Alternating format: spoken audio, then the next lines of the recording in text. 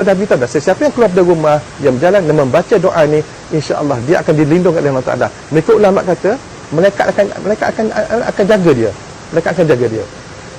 Okey, bila kita keluar rumah, kita ikut sunnah Rasulullah SAW, iaitu kita baca Bismillahirrahmanirrahim wala haula wala quwwata illa billahil azim. Nak tambah Bismillahillazi la yadurru ma'asmihi syai'un fil ard wala fis sama'i wa was. Ini pun boleh jugalah. Dah keluar rumah, jangan lupa ulama Ustaz Timur daripada tuan guru almarhum tuan guru Syekh Muhammad Faiz, dia beritahu, okey, kalau rumah jangan lupa baca suratul Quraisy, itu liila fi Quraisyin ila fi rihlata syita'i was-saif sampai habis. Baca berapa banyak? 3 kali.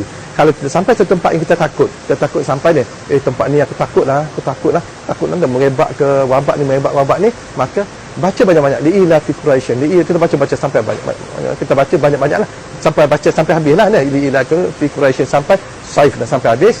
Baca banyak-banyak, baca untuk hilangkan rasa takut kita.